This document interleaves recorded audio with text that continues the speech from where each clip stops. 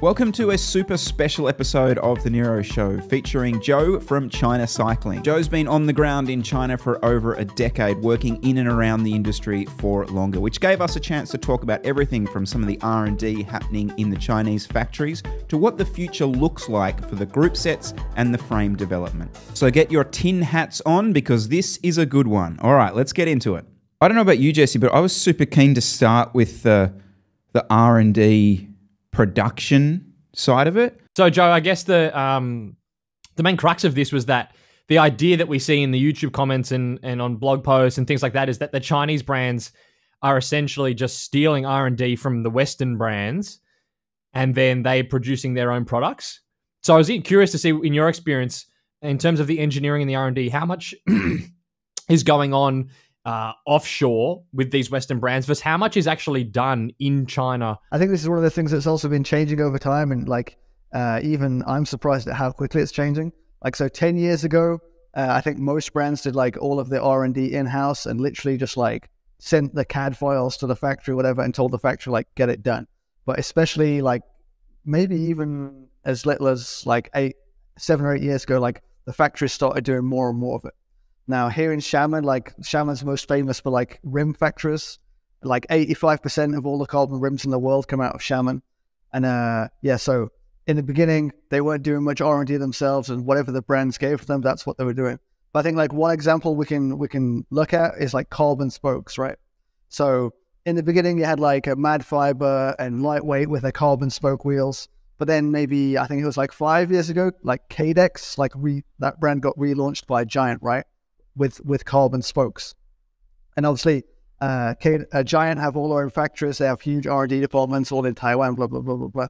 But these spokes weren't actually a product of Giant, they were a product of one of the factories here in Xiamen. There's a factory in Xiamen called Stren, and the patent for how they make this carbon spoke is owned by the factory, not owned by Giant. And so yeah, they had this technology to make carbon spokes, and the factory has the R&D, and they license it out to Giant, who put them on Cadex wheels. But then now you're seeing more and more of these Chinese brands that have carbon spokes because obviously these factories are just down the road from all of these brands. So I'm not going to confirm or deny which brand uses which spoke, but if you look at all of these brands that have carbon spokes now, you've got the likes of Windspace with their Lund wheels, and you've got Elite with their drive wheels, etc., etc. Everyone can put two and two together and see what's going on with that.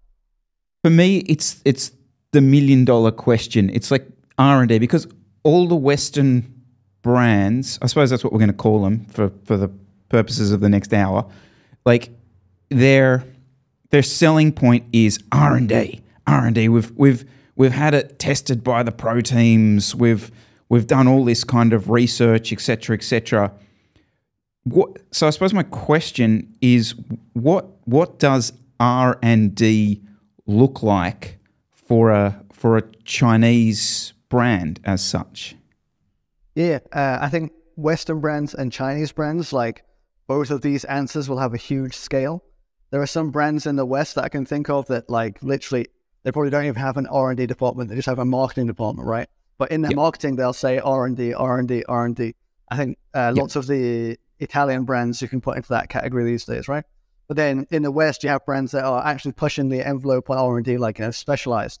And also, so Specialized is one of the few brands that make frames here in Xiamen. There's a factory here. So again, Specialized frames on them all say handmade in Taiwan. But the factory is here. You can ask Specialized that question. I can't answer why.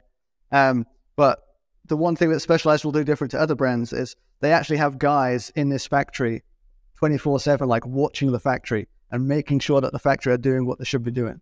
And they have their own lab in the factory that factory employees aren't allowed to go in. Only Specialized employees are allowed to go in. And they're just making sure that the factory is doing what they should be doing. So even on that's quality control as such rather than product development. Would you say? I think both, because so when they're developing a product, obviously Specialized in Morgan Hill, California, they have their own big composites division, whatever. They'll make something there, but making one of something and making 100,000 of something is obviously a totally different ballgame. So even when they're developing something, they'll make their prototype and maybe send the carbon fiber layer to the guys in the lab here. And then the guys in the lab here work with the factory to see, like, can we actually make this? Like, how much of a fudge factor do we have to add? Because, like, if you're just making one frame, like an Athos, I'm sure they could make like a 500-gram Athos if they wanted to. But trying to make 1 million of them that aren't going to have many complaints is a lot harder. So, like, the guys in the lab have to work with the factory and say, yo, how much do we have to add for you guys to be happy with it? Because all of these factories also have huge, like, risk as well, right? Like, because if they put out these things and they start having problems, then they're gonna have problems. So, not going into too much boring of an offshoot, but obviously all of this carbon layup is done by hand, right? You have the mold for the frame, and then you have the pieces of carbon, and literally you put in all of the pieces in there by hand, and there's a little schematic that tells you which piece to put where, blah, blah, blah, but it's all done by hand. And now I ride past these factories when they're changing shifts, and I'm not looking down on anyone or anything, but like, it's all, 30 and 40-year-old like mothers, like, who are doing this. Like, but I mean, it's Yep, that's the demographic. Yeah, Okay. I mean, it's lightly skilled labor. It's not like rocket science, so I can understand. But, like, they're just doing a minimum wage job probably, and they, again, another offshoot there of why your frames are made in China. It's because the labor here is cheaper, right? So yeah. Anyway, they're putting all of these pieces of carbon into the mold. If you put a piece of carbon in the wrong place by like a few centimeters, and you haven't got that much overlap in the layup, then that's going to be a place where the frame can potentially crack. So when they're building up these layups of like where to put the carbon and how much overlap to put in there and stuff, you have to put in like the fudge factor. Like, if the person on the day putting this in there puts it in the wrong place, how much of the wrong place can they put it in?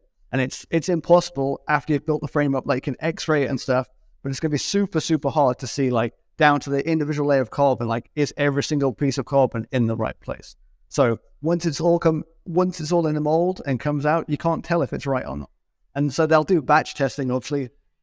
They'll pull a frame off one in every couple of hundred frames, pull off the line and put it in the lab and test it, yada, yada.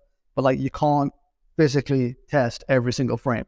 Because if you test every frame to where it should break, you'll break the frame. So these R&D departments of the Western companies, their difficulty, in my opinion, is working with the factories to what they could in theory make and what they can realistically make.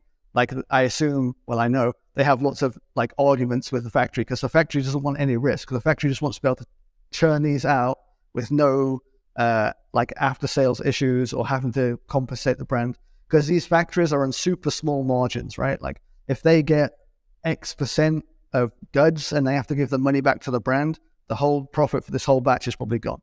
But obviously the brand, they want the lightest frame, the stiffest frame, blah, blah, blah, blah. So there'll be lots of back and forth between the brands and the factories about this. And so, yeah, the brands that do it well, the Western brands that do it well, have a good relationship with these factories. Now, what happened was, especially the last 3 years when COVID hit and China basically got sealed off from the world, like, all of these Western engineers can no longer come into the country. And so in my opinion, it could be anecdotal, but in the past few years, especially like in popular races, you've seen a lot more accidents happening with like handlebar snapping or steer tube snapping or blah, blah, blah. Now, is this related to the fact that these Western engineers can't come in and look at the factories and look what's going on? Again, it's anecdotal, and it would be hard to say for sure, but in my opinion, there is something to do with it. I don't know how much you can say about if I bring up a brand and you say, you give us the T on it. So yeah, go for it. That's Sika brand, which looks like a Factor Ostro. If for all intents and purposes it is. I mean, look at what's the story there? I got so many questions on stuff like that. Again, I'm limited to what I can say, but if it looks like a duck and quacks like a duck, it's a duck. That's how I'll answer that question. Okay.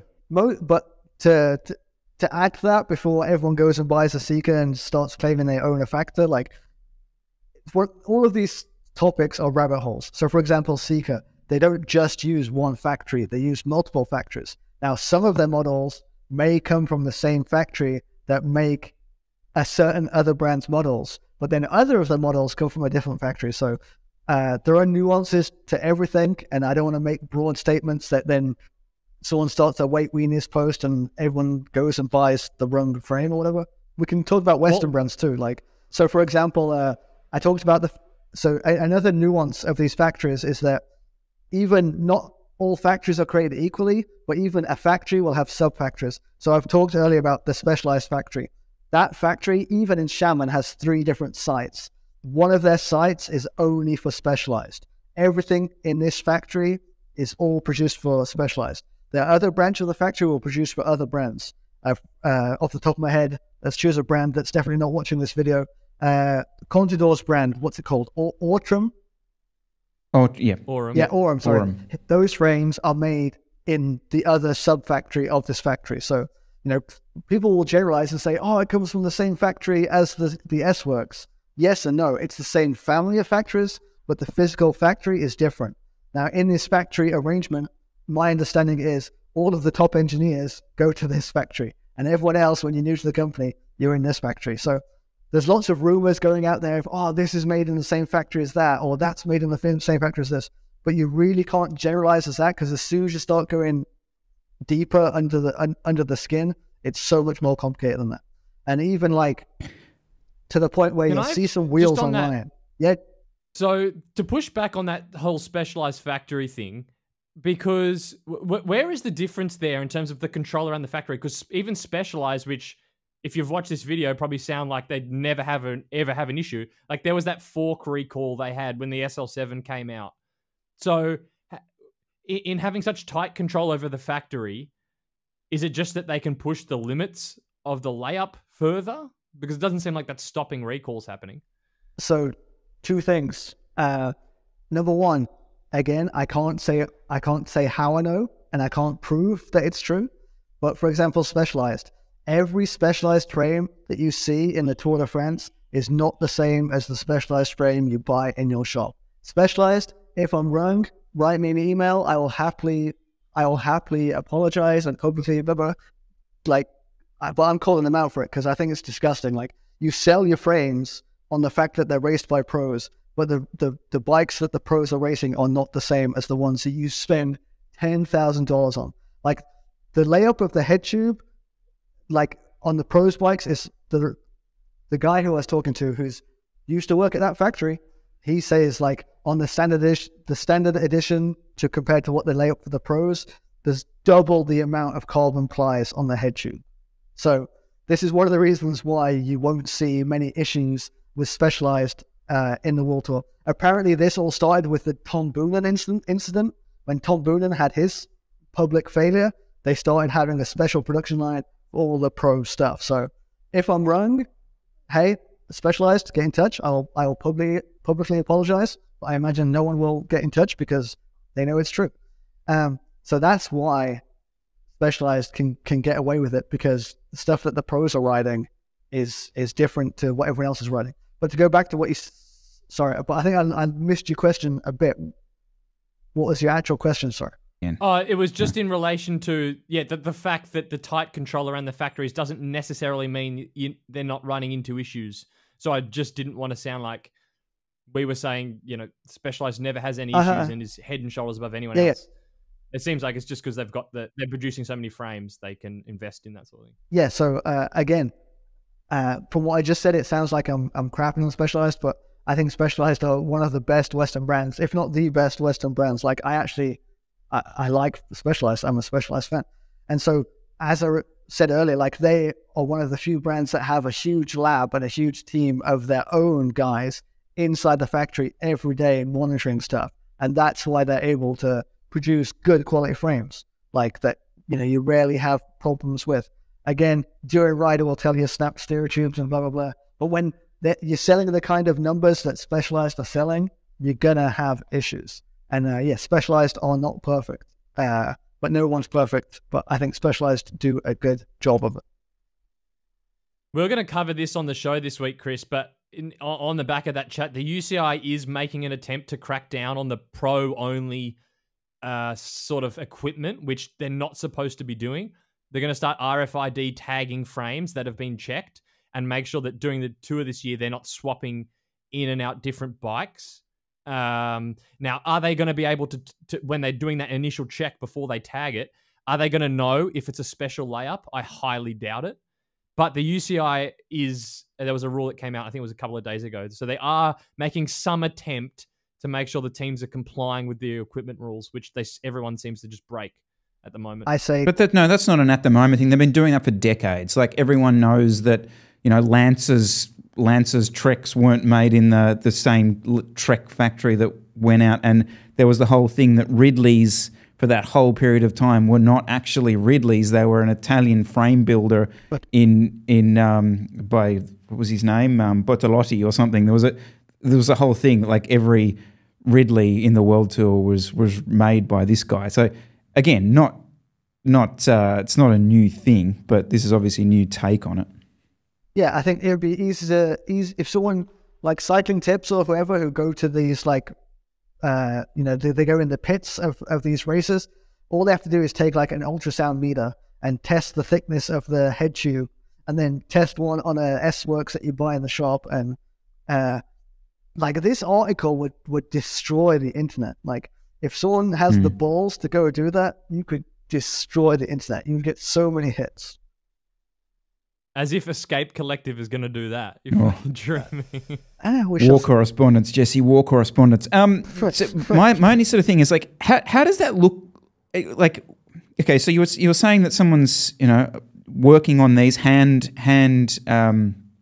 laying up the mold every day. Like, what's my day look like? Am I working on a Bianchi in the morning, and then in the afternoon I'm working on a Pinarello? Like, is it that kind of, is there that much crossover in the factory? So it'll depend on the factory, but the better factories, and this comes back to your question, the reason the specialized factory is able to make a lighter frame than another factory is because that production line, the whole week, is just doing one single size of one single frame. And so they're a lot less likely to make a mistake because literally you just put in the same piece of carbon in exactly the same place. If in the morning you're doing a 52 centimeter and in the afternoon you're doing a 58 centimeter, like it looks the same and your brain's kind of like, oh, it goes here. But no, on the 58 centimeter, it doesn't go there. And so that is one of the reasons why the specialized factory can do such a good job. And also one of the reasons why I said that factory won't look at you unless you're doing 10,000 units. Because the reason they're able to do that quality is because we're going to do 10,000 units. For this week, we're doing the size 52. Next week, we're doing the size 54, etc., etc. So you kind of touched on something there, Joe, that interested me, which was who owns the factories. And you just kind of said you called it a specialized factory, but specialized don't own it. They make the frames, etc. They probably make a couple of frames of other brands and all that kind of stuff. And I think we all kind of know that at this point that the Western brands don't own the frame manufacturing factories. They probably license certain runs and that kind of thing. That's the frame world. Your videos recently at the Shanghai bike show, which just blew my mind, was this new wave of not just the components, but all this other product development that seemed to be going beyond just the generic open mold frame stuff that we've got our heads around from China. So how is that playing out on the ground? Are Chinese factories, are they, like, again, comes back to this R&D thing. Are they copying a SRAM group set? Like, how is this playing out? Yeah, so I think a few parts to that question. And number one is that, so as we just said, like lots of the factories here, they're just a factory and they do the work for the Western brands. Another thing I want to say, like lots of people assume that most of these Chinese brands are the factory or own the factory. Most of them don't. Like most of them don't own the factory. You probably don't want to buy a frame from a factory because the factory's motivations and the brand's motivations are totally different. But the advantage that the local brands have is that, their kids go to the same school as the boss of the factory, so they have really good relationships. They can be on the ground there every day, etc., etc. But on the factory's point of view, all of these factories know the cost of manufacturing in China is going up and up and up. And the days of made in China cheap labor is going to end. Now, if you're a factory that's just taking specialized orders, taking Bianchi's orders, taking Santa Cruz's orders, whatever, in 5 years' time, you're not going to have anything because all of this is going to go to Vietnam or wherever else the next place is going to be. So these past few years, the clever bosses or the switched on bosses, they know that the clock is ticking and they need to make their own brand or invest in a local brand or have like behind the scenes own a brand without anyone knowing they own this brand, because they know the factory game is coming to an end. And if they don't use this factory money and this factory expertise to make their own brand now, it's going to be game over. And so the tricky part for the factories is, you know, if I'm a factory and I've got my OEM customers, my big brands from the West, if I bring out my own brand that's competing with them, then obviously I'm worried that they're going to get angry and cut off their orders from me. Yes, so you don't want to bite that. You don't want to bite the hand that feeds. So lots of them will use their friends or, you know, behind the scenes invest in a brand, yada yada yada. So, like, either from where I am, like, and I'm boots on the ground, and obviously know quite a few people. Like, you have to ask a person to really know who's behind this brand or whatever. Like, as you alluded to, the Shanghai Bike Show video, like the Bros, that brand Bros that came out of nowhere. And like I say, on the stand, I show you that it just happens to be on the Cube stand as well. Like, I don't fully know what's going on there. Like, I've heard rumors, but one thing I never want to do, like, I don't want to put a rumor out there as gospel, because if it's not right, then I'm being a bit of a, I don't know if you swear on the show, but yeah, I'm being a bit of a turnip. So yeah, it's super, super murky, and I don't want to put rumors out there that aren't confirmed. But yeah, basically these factories, they now know their days of being a factory are numbered. If they don't make a brand, they're going to go the way of the dinosaur. Interesting. But then to the second part of your... Have you seen that started anywhere? Like factories popping up in other countries for cheaper? Has that started? Are there frames coming from Vietnam already? Maybe lower end carbon frames, yes. So carbon fiber production, as I understand it, used to be big in Japan like maybe 20, 30 years ago. Then the knowledge and the expertise from Japan went to Taiwan. And then, because Xiamen is the closest city to Taiwan, it came over from Xiamen to Taiwan, like, you know, trying to get cheaper manufacturing costs, etc., etc. And like the local government here, like, gave a bunch of tax breaks if you wanted to start a carbon factory, blah, blah, blah, blah, blah. I don't do too much of the factory side of stuff, but like, obviously I have friends on that side of things. One of my friends who works in like supplying of the composites to the factories, like, he says the amount of orders they get into Vietnamese factories these days is getting more and more. There's a big factory that does mountain bike frames, like, because every factory kind of like specializes in something, and then brands will go to that factory for that particular thing. There's a brand that's very famous for its mountain bike frames. They make for some of the biggest mountain bike brands out there. They've started to put a huge bunch of their production over to Vietnam these days. Just coming back to the move then away from, I suppose, frames to components, is that, I mean, that seems to be a more difficult operation, right? So I know there's the whole thing around patents and some of those sort of bits and pieces. I was watching a Trace Velo video during the week, and he was looking at a carbon crank, and it was kind of looked a lot like a double X1 SRAM carbon crank. Yep. Again, this is my Western bias, but is it just copying? Like, are we just grabbing a SRAM crank set and going, okay, boys, let's see if we can do this? Like, how is that maybe playing out? Yeah, I think both happens. There are totally people who are just absolutely copy pasting, like, and even making fake stuff, like putting the legit brand's logo on a fake wheel set and saying, yeah, this is a Campagnolo Bora wheel set. Then you have like the one step down from that, where it looks like a Campagnolo Bora wheel set, but you just put a different logo on there or whatever. And then, you know, so you've got this whole spectrum of brands who are just happy to make fake stuff, and then brands who are happy just to copy and paste engineering. And then you have the guys who like take inspiration from the Western brands or whatever. But I think, you know, lots of Western brands are also in this pool of taking inspiration from other people, right? And then you have the brands who are just totally out there and trying to do more innovative stuff. So you've got this whole spectrum. If you're just doing the copy paste stuff, obviously it's the quick buck to make, because when I was at WinSpace for 3 years, my main job was to build the brand, and like building brand takes like years and years and years. Whereas just copy and pasting someone else's brand takes like 3 days. Like you buy in one of the product, you cut it up, you burn it to see what carbon fibers used inside, and you start chunking them out yourself. Another thing that happens here, like lots of people used to work at this factory and they'll quit this factory and go to work at that factory, and they'll tell you all the stories of what they used to do at their old factory. And you get so much gossip around here. Like the Tarmac SLA, like I saw the 3D model of that frame like last year, and then I saw photos of it inside a paint factory here about the beginning of this year, maybe. So like, because especially for Specialized, they have to produce this frame, like mass produce this frame for like 6 months before it goes on sales, just because the pure numbers are doing it. And before that, they're making prototypes for years before it goes on sale.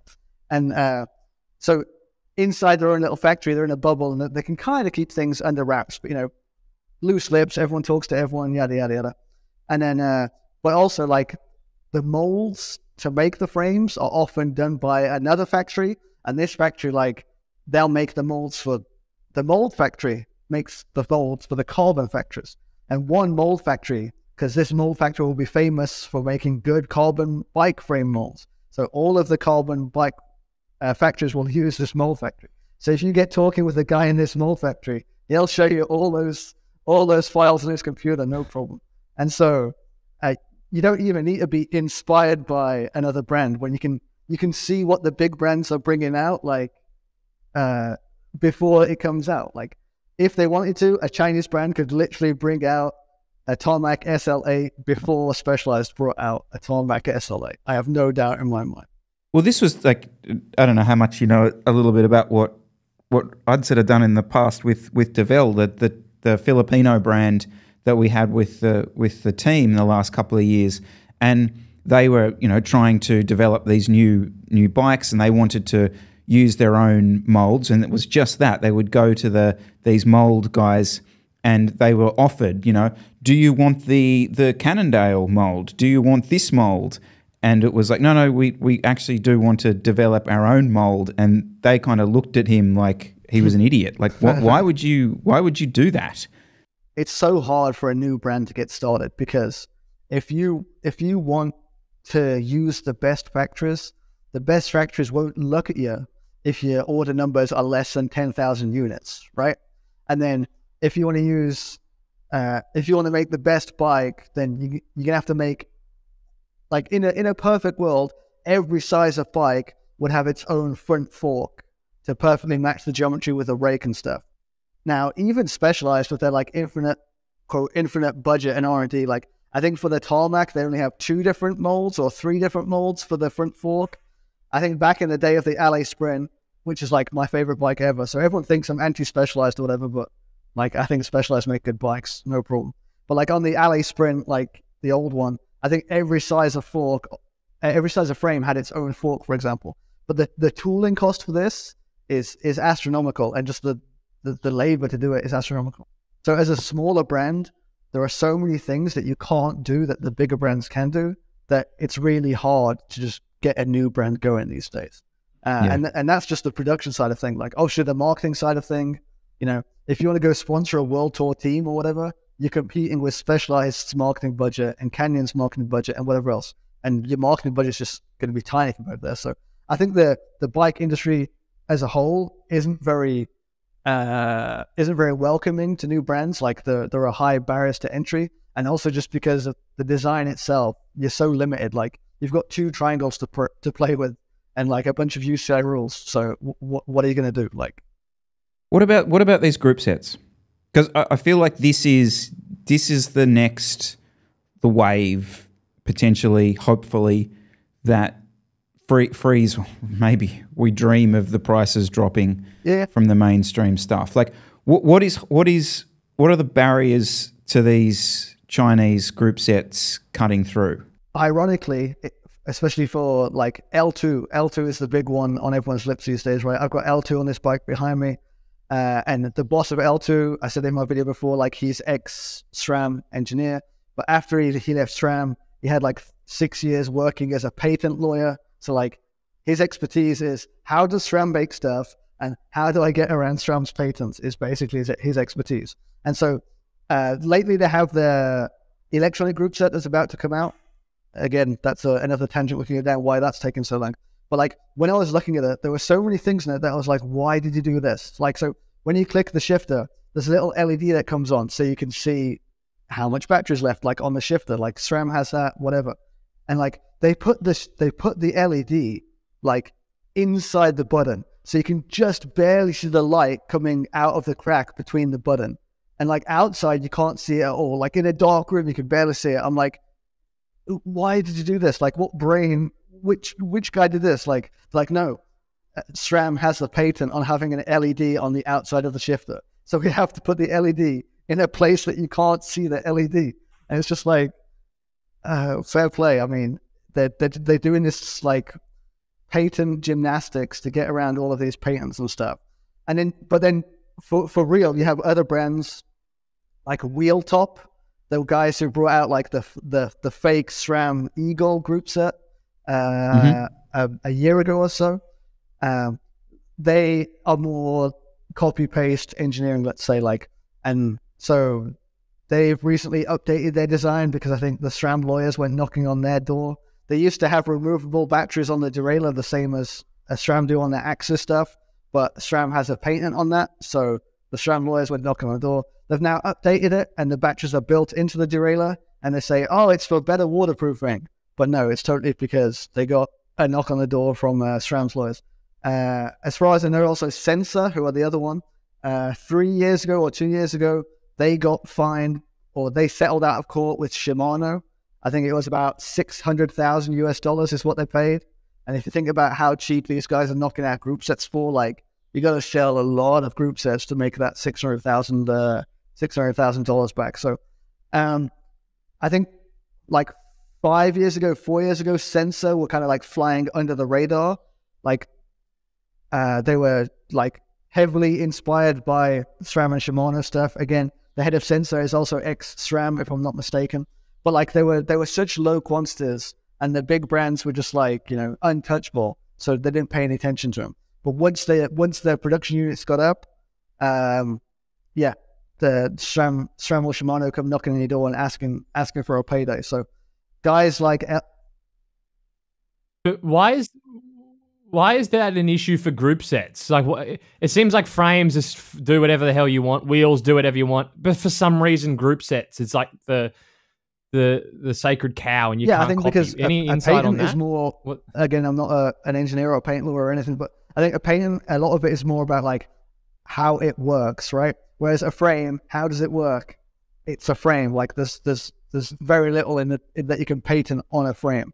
Let me think of some frame patents that exist. I mean, you know, because of the UCI rules, whatever, the actual design of a frame has been so unchanged for like 20 years that there's not much you can patent on there. But apparently you can patent putting an LED on the outside of a shifter. In wheels, you also have lots of patents, like, I can't remember what Campagnolo call it, with like the spokes, right? So they have their spokes where they bunch the spokes together on the rear wheel or whatever.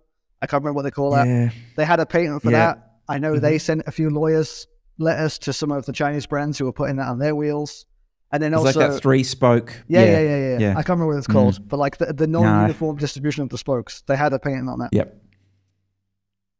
I think it's radial lacing, isn't it? When the spokes aren't crossed. Yeah, that's the style. Yeah. They have a catching name for it. Right, okay. And another one that I think everyone knows in wheels is like DT Swiss's patents, right? So the DT Swiss stall ratchet system, the old one used to have, I always get this wrong way around. The old one used to have one spring, and that patent has now expired. So now you're seeing a lot of these Chinese wheels that have their DT Swiss ratchet style instead of the pawls. So also when this patent expired, DT Swiss brought out a new style of ratchet ring, which has 2 springs. So I can't remember which round it is. It used to be 1 spring and now it's 2 springs, or it used to be 2 springs and now it's 1 spring. But either way, like you can find an interview on Cycling Tips or something where like the head of DT Swiss engineering himself says the new design is inferior to the old design, but they had to do it just so they could paint it. So yeah, I think that's in things that are more mechanical, you'll see a lot more patent issues. Whereas because a frame or a frame just like sits there and be a frame, there's a lot less you can patent on there. So yeah, that's what's taking these components more time to get going with the Chinese group sets, just because of all this patent minefield that they're trying to work their way through. One of the topics that we were sort of talking about last week was our ignorance when it came to the domestic Chinese road cycling market, and how that is impacting or is going to impact these Chinese brands, like their production, who they are pushing their product out towards. So I suppose, like, that's my first question: is what is the domestic road cycling scene in China? Yeah. So again, whenever you're talking about China, things are changing so quickly, like this decade especially. Like, you know, everyone sees that on the news about any aspect of China, but like it's the same for cycling. So when I came to China like 15 years ago, like no one had I say no one. Basically no one had a road bike. Like the guys who had bikes would ride like hardtail mountain bikes, but like ride them on the road. Maybe because the roads was so bad quality or whatever, that's what they thought they had to do. Now, like road cycling has only really started to take off, I'd say, in like the past like 5 or 6 years, maybe, to the point where now you have like on a group ride, you have maybe more guys riding road than you have riding mountain bikes, whatever. And so, yeah, as you said, it's a totally different world with its own like subcultures and its own social media trends and its own brands and its own like disciplines of the sport. So I don't know which side of this to dive in from, but I guess we can start with like in China, road cycling, especially these days, is kind of like a status symbol sport. So it's kind of like golf in the West. Like, you know, if you're a richer guy, you know, oh, I'm going to go play golf. It's the same thing now. Like if you send a photo of you at Starbucks or whatever with your nice Colnago road bike or whatever, like, you know, you're a baller. But then, like, I guess you definitely have like two subgroups or two main subgroups. I'll say, like, you have the posers who are doing this, and again, nothing against them. If that's what you want to do, this sport is for everyone. I don't gatekeep. You can do whatever you want. If you're on a bike, if you're having fun, go for it. Don't let me stop you. But like, so there's this group here of like the posers, but then you also have the group of like the hardcore racers, like, and those guys like are just in it for the speed. And there's a good race culture in China. Well, I say good. I don't think it's very healthy, but it's interesting. So the race culture in China is all of the local cities will throw on races. So because I just said a road bike or road racing is like a prestige sport.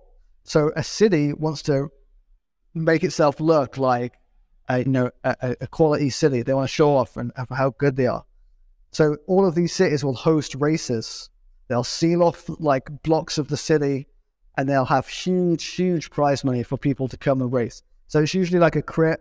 I guess it's not counted as crit. Usually, like they'll block off huge chunks of the city, like a 7 or 10 kilometer lap of the city, and they'll put huge prize money to attract more people to come, and also foreign riders. I think you guys mentioned this in a previous video, like, you know, they'll send invitations to like UCI Conti teams all around the world. Like, you know, we'll pay for your hotels, we'll pay for your plane tickets, any prize money, you get to keep it, yada, yada, yada. And because it's this like prestige sport and these cities want to have a prestige event. But the flip side of that is there's no CAT system in China. So when you sign up to a race, you can choose which category you want to enter. You can choose the men's elite or the open category or whatever category you want to go in. And because the prize money is so crazy, it's the same teams and the same riders going to every race in the country. And like China is geographically is absolutely huge. Like I'm in Xiamen, which is like the southeast. To go from here to like Xinjiang in the northwest is like a 7-hour flight or something crazy. So you have these same guys going around the whole country to mop up this prize money. And even these smaller races, you know, maybe first place is getting like around $2,000 in a small race. And so for this racer crowd, it's that they're pro racers, but they're not pro racers. Like And what do I mean by that? So lots of these races have in the rules, if you're a UCI registered cyclist, you're not allowed to enter the race. So this is supposed to be a rule to give everyone a chance, but the upside of it is that there are these pro racers who are not pro racers. They just don't have a job and ride their bike all day, but they don't have a contract for the team. They ride for a team, but they'll just go with this team to every race and just mop up this prize money like it's going out of fashion. These these races you were talking about, where do they live on social media? What are they famous? Like, how many followers are these riders do they have on their local socials? Good question. So what's the social media online? part of it also has like two kinds of influencers, because lots of things in China are like how they were in the West like a decade or two ago, and that's a huge generalization. Don't pitchfork me in the comments, but like including like advertising. So advertising and marketing in China is a lot more of like sex sells. Like it's a lot more like it was in the West like decades ago. And so on social media, you have two kinds of influencers. You have a whole bunch of these female influencers who ride the bike with like an inch thick makeup and probably just ride like 2 kilometers and take 1 million photos. And they have millions of followers on Douyin. And, you know, they'll post videos. What was that? They'll have million photos and sorry, Douyin. It's the Chinese name for TikTok. Sorry. Yeah, so TikTok, there's actually two versions of TikTok. There's the TikTok that you are all blessed with in the West. and then there's Douyin, which is its Chinese name, which is exactly the same app, but like one's made for the Chinese audience, one's made for the overseas audience, blah, blah, blah, blah. So yeah, Thank you for clarifying. These female influencers on Douyin have millions of followers, but like, are they, like, again, I'm not gatekeeping. If that's what cycling is to you, all power to you, etc., etc. But to answer Jesse's question, the other part of social media is like the racer guys. Now I'll change it. There are 3 types. There's the female, like, look at me, I'm pretty, influencers. There's the racer influencers. And then there's the armchair engineer influencers. And there are a lot of the armchair engineer influencers. Interesting. Like there's like an Asian Hambini there's or an something. Asian Hambini. there's an Asian touring rider. Like there's literally like an Asian version of every YouTuber you know. And so it's a funny game we have in the office here, like trying to describe these local influencers as like their biggest equivalent in the West. Someone go on Photoshop and do up some. No, don't. Yeah, it's pretty funny. There's a guy who's similar to a touring rider, and like he came out with some random beef with me because his thing, he's like touring rider, but he's anti-touring rider. He hates Chinese brands. And so when I started working with WinSpace and did like the WinSpace factory tour video, like he started like having huge beef with me, saying like I was super corrupt and like I was taking huge amounts of money to make this content, and it was crazy. So yeah, like it. That was on so what Bilibili. platform's that on? So Bilibili is like Chinese YouTube. It's more for longer length videos. And yeah, it's more about like the culture and the comment section. And yeah, like maybe it's, yeah, Bilibili is like YouTube, and then Douyin is like TikTok. Basically everything that you know and love in the West has its equivalent in China. That's the same but different. Like Instagram, we have, there's something called like Xiaohongshu, like the English name is just Red. And yeah, that's basically the same as Instagram. So yeah, this is subculture. But back to the races. So do you upload to Bilibili, or do you just upload to YouTube? Yeah. So do you do local content? Yes, I do, but it's a bit different. So it's a bit different for a few reasons. Again, this is a rabbit hole. I'll try to keep it as quickly as I can. So number one, the way in China, in theory, you're not even allowed to ride a road bike on the road. If there is a path, you're supposed to ride on the path. Now, the traffic cops, like in most places, they don't mind so much. But if you're in a big city like Shenzhen or Shanghai, like if you ride your bike on the road, like during any time of the day, the traffic police will set up a trap because they know there are group rides in the morning, and they'll block one end of the street when 100 cyclists come in, they'll block the in the street and they'll give everyone like a ticket for like $50 fine for riding the bike on the road. So why does this come back to me? Lots of my videos, I'm riding the bike on the road to do a review, and I don't want some smart ass to report me to the police for riding my my bike on the road. Especially these days, like I'm doing some reviews of some e-bikes, just because you got to pay the bills. Not reviews, sorry, quick looks. I don't review for cash. But anyway, these bikes are totally illegal in China because they've got way too much power and stuff. So I don't put those videos on Bilibili because some smart arse will report me to the police and stuff. But also in China, like the state of reviews is pretty bad. Like people do reviews that they're paid money to. Basically, they're given a script. They're given a script by the brand, and they're told to read the script and make the video and let me check the video before you put it up and yada yada yada. But then the uploader, the creator, will say it's a review, and it's like totally not a review.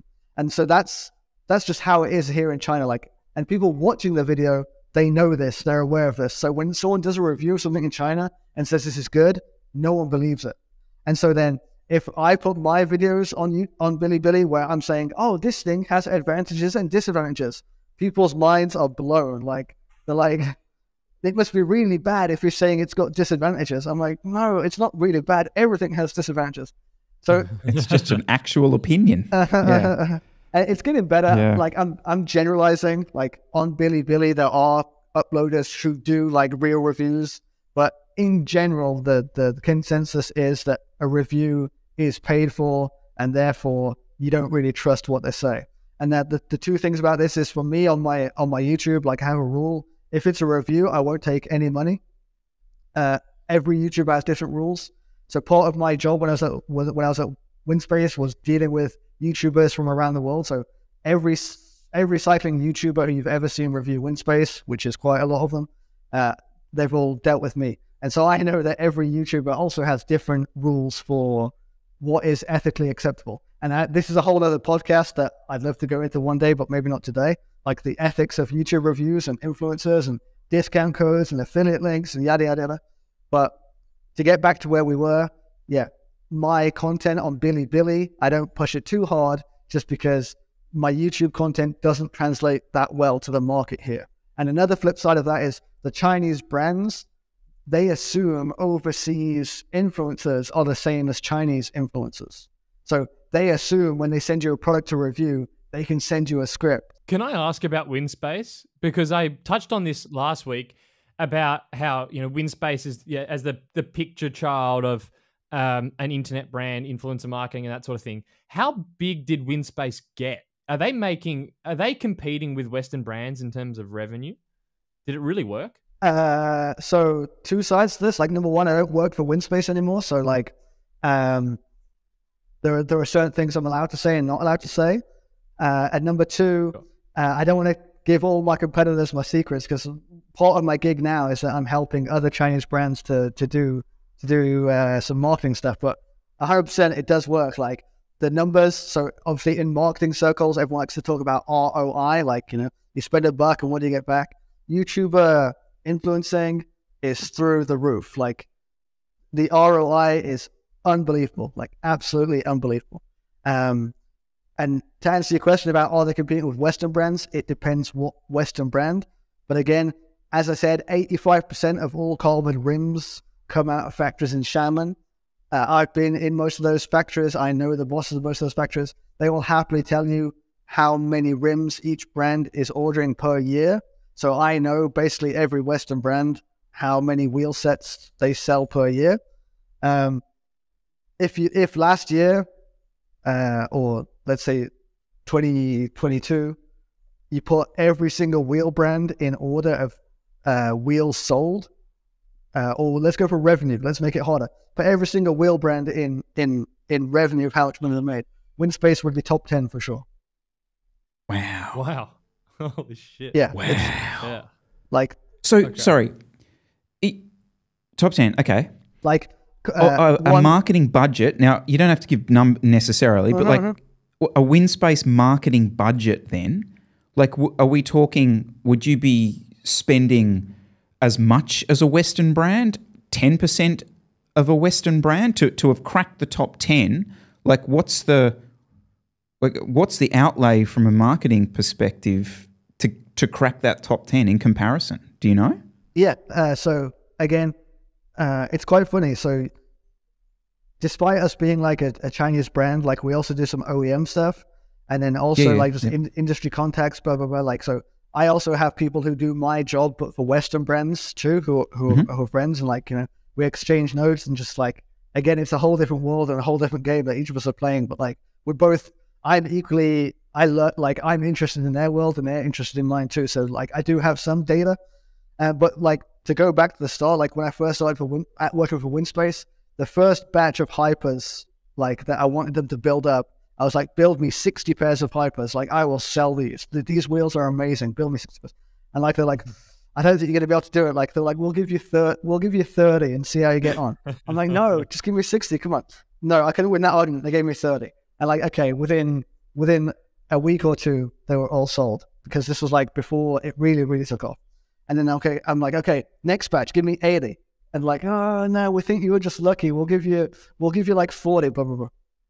And so, but every single batch is starting to come in and just get sold out. And then so like 2020 and 2021, when it really started to take off, like after Hambini and Peak Talk especially, like they were singing the praises of the wheels. Like a batch of wheels would come in, like 300 wheels, we'd put them up on the website and they'd be gone in half a day. Like just gone. Like I'd send out an email newsletter saying the wheels are back in stock. And by the time half the people opened that email, like they were out of stock.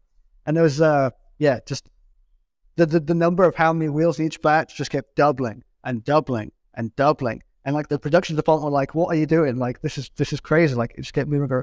And so at the same time, during this happening, the marketing budget didn't need to go up that much, because, you know, as soon as you put them on the website, they sell out. And so I kept ordering bigger and bigger and bigger batches. Like, it was up into the thousands. But like the production physically couldn't keep up. Like, not enough molds, not enough wheel builders. And so there's a few months period where like every month I'm like, where's my 1,000 wheels? Oh, next month. Okay. The next month comes. When's the 1,000 wheels? Oh, next month. And then 1 month, like the 2,000 wheels like all suddenly arrived, and they started building them up very quickly and putting them in the warehouse. And like, I had zero marketing prepared. I was like, okay, now I'm in a bit of trouble. And so that's when I really had to start like, okay, turning up the gas and like spending some money. But in the early days, like the marketing budget was basically zero. Like, there was no when I joined WinSpace, there was no marketing department in that company. Like, literally no marketing department. And then at the end, their marketing budget was like, I'll say less than $1 million, but into the hundreds of thousands of US dollars. But in comparison, back to Sponsoring a world tour team is probably like $500,000 just in one shot. They'll spend that on one or two riders in a team, let alone a full budget. Which, that brings up a question. So, is there a desire for some of these brands to be in the world tour? Is that something that they see as wanting to be a part of, or like, why bother? You're selling a heap of stuff without even having to go down that route. So if I go back to the example we are just talking about, so while they're in the top 10 of wheels, the difference between number 1 and number 10 is probably quite big, like maybe orders of magnitude big. Because so we three guys and everyone watching this video is a bike nerd who watches bike videos on YouTube like every day. So for us guys, I'm assuming like 89% of people watching this video have heard of WinSpace, and like maybe even know a guy who rides WinSpace. But if you go onto a random group ride with like some quote unquote normal cyclists who don't spend all day on YouTube, maybe there's, I don't know, some of the surveys and market research I did, like only like 20 or 30% have heard of WinSpace.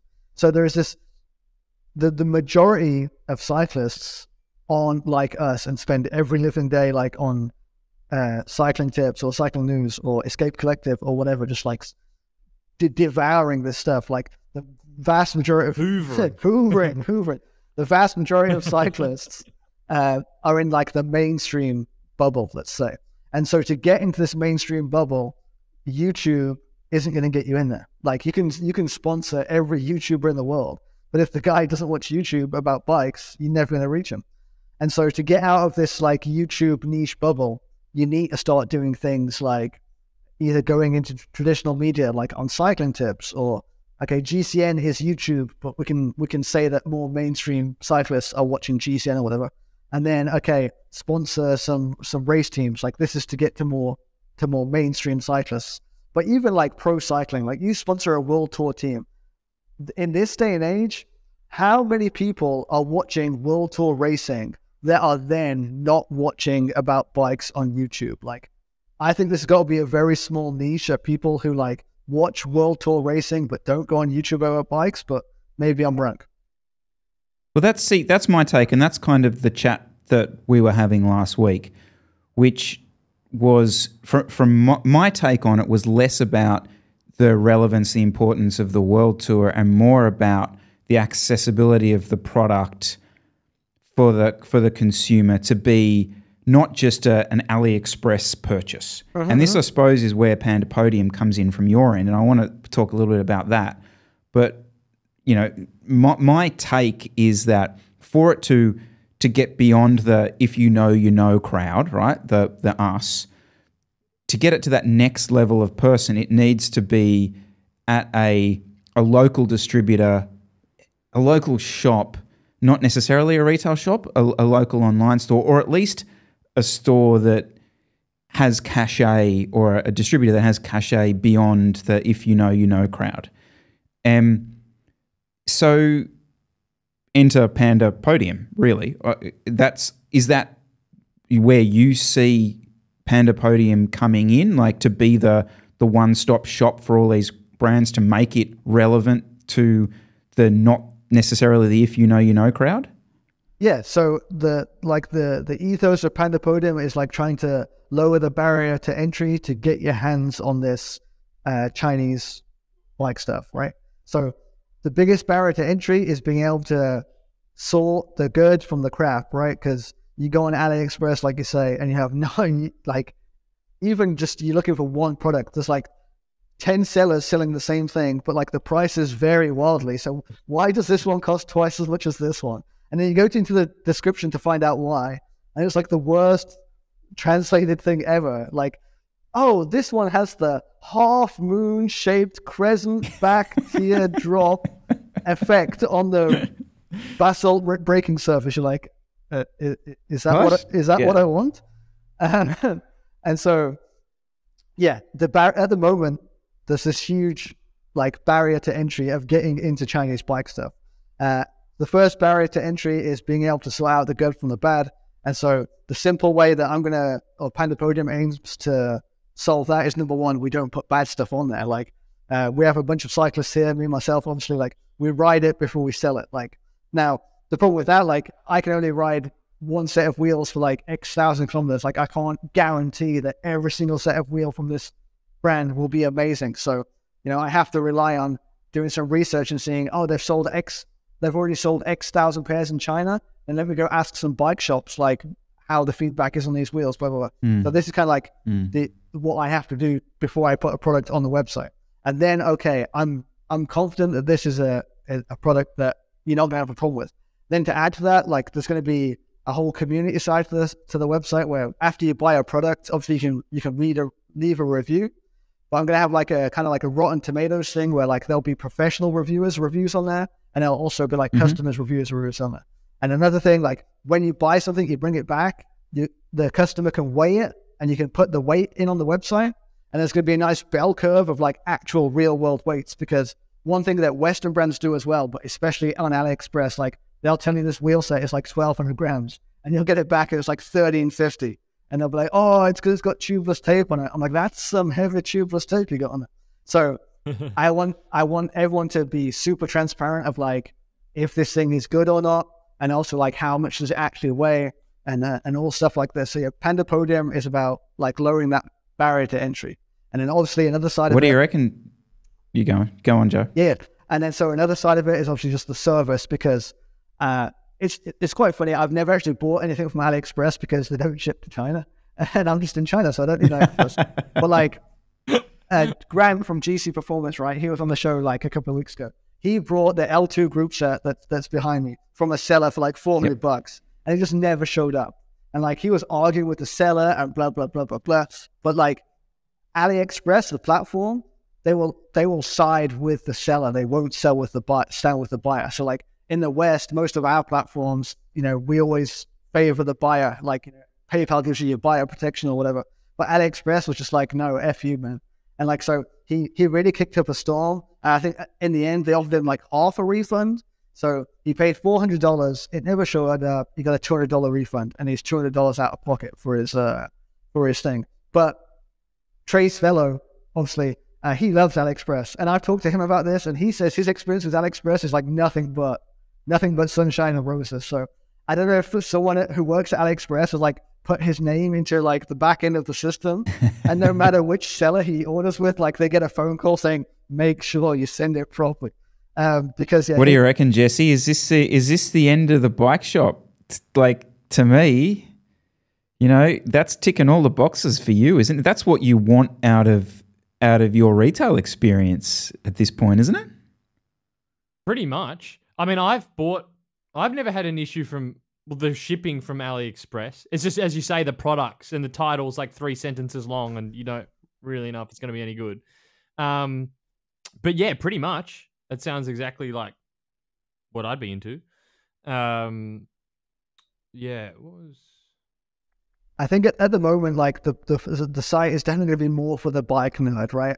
Because that's the crowd that I'm a part of, and that's the crowd that my audience are a part of, and that's the crowd that I understand. So the site is designed for like bike nerds primarily, but a goal of the site is to get non-bike nerds also the opportunity to buy a bike that you can win a race on that doesn't cost $10,000. Like that is the ultimate goal of the site. We touched a bit on this last week, where we were kind of getting a little bit shitty around local distributors, almost like starting to begin to price gouge those Chinese brands, and having them kind of shit all over them for the last decade, and now turning around and saying that they're, not only are they good, but we're going to, dump an extra bit of margin onto the end of it. Like, so from the Pandemonium perspective, like, are you going to be competing against then those local distributors, do you think? Like, is there going to be exclusivity stuff or? Yeah, good question. So first and foremost, like I'm by no means anti-bike store. Like we've all had bike stores get us out of trouble, and I used to be more anti-bike store, but then I started watching GC Performance. I'm like, if my local bike store was like grand, like I'd love my local bike store. But the reality is that... Well, you're also selling bike parts. Anyone buying your parts is going to need a local shop, unless they're Trace Velo spending 6 hours a day building it. So yeah. You're going to have to get on board. 100%. But, this is the same with, Wiggle or Chain Reaction Cycles or whatever. Like, they're selling components. Either the guy's installing himself or is taking it to a local bike store. But yeah, by no means am I anti-bike shop, And like, I think there's a place for them in the industry. Back to your question about am I competing with them? Like, I think it's a different kind of person. So one thing that I've always thought, the kind of cyclist who goes into a bike shop and says, I've got $1,000, what wheel set do you recommend? This kind of cyclist is like a more traditional cyclist. Like they didn't do their research. They don't know about what's what, blah, blah, blah, blah, blah. This kind of traditional cyclist, they're probably not going to accept a brand that they've never heard of anyway. Like, So if the bike boss says this traditional guy, and he's traditional, so he won't buy his wheels online, especially shipped from China, like what kind of black magic's that? Like, no, I go to my local bike store and I ask for a pair of wheels. So this guy who's super traditional, like he's not going to accept a Chinese brand anyway. So I think these Chinese brands, their difficulty that they're facing is getting into these local shops, because more and more we're seeing more contemporary or modern cyclists like buy most of their stuff online anyway. Now, if you're buying it online, why not buy it online from China? Yep. Yeah. With the So the thing that always gets me, and I think that holds back the whole going mainstream kind of thing, is that you are always sourcing parts. How far off are we from being able to buy a complete built bike? Is it not going to happen? So like Pandapodium, obviously I have a roadmap of what's coming, and yeah, for sure, like my dream, and like this is not coming soon, so bear with me.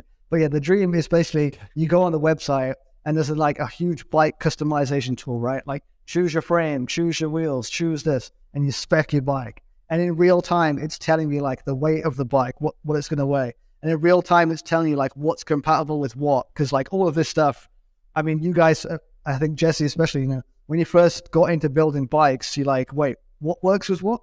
20 years ago, it was maybe pretty simple. But these days, like different bottom bracket standards and different group sets, like for the end user, you have to do so much research before you even start building your bike. The first time I built a bike, I didn't know that, it sounds stupid, I didn't know that seat posts had different diameters. So like my frame was 27.2 and I bought a 31.6. I'm like, oh, okay, that's the thing. So yeah, this is a huge barrier to entry. And again, one that I want Pandapodium to try get rid of down the line. And if you look back to Canyon, so Canyon got to where they are without bike shops, right? So if you could imagine, and I don't care if someone does this quicker than me, like all credit to you, because this will be the real killer. Like if you imagine the Canyon shopping experience and the Canyon quality, but you can choose any brand's frame and you can choose any components and you can fully customize it, like that'll be the game changer. Now that's my goal. If someone gets there before me, fair play, but we shall see. 5 years? I think like 2 or 3. If I'm like, China's fast. Wow. China moves fast, and wow. Yeah, we'll see what we get. Like, but again, I'm not trying to take over the world. Like, I'm not. Of course, the business exists to make money. But if I wanted to make money, I would have quit WinSpace and just started my own wheel brand or started my own frame brand and just pumped out a bunch of wheels and lived happily ever after. So like, it sounds airy-fairy, but even when I started the channel, the goal of my channel, China Cycling, was just to get more cyclists on a bike. I never want a cyclist to lose a race because they couldn't afford a good bike. And that was what the YouTube channel was about, and that's what Pandapodium's about too. Okay, so this has been a Chinese brand love-in up until now. Let's take the no, I don't know. Look, obviously the narrative of the whole thing is that we're all super positive about it, and it's hard to cut against your motto there, Joe. Like that's pretty awesome to hear.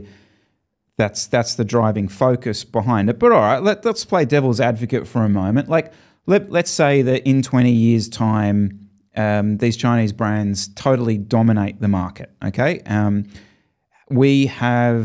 you could say we have turned over our entire industry to a country that many of our Western nations view as a dangerous player on the world space as it plays out. Like, is that a danger? Maybe this is a question for you, Jesse. Like, is that something that we should think about? Like, if Beijing control the entire cycling industry, will we basically just not be in the same position in 20 years' time with the monopoly of not only production, but also ownership? I mean, there's a discussion here.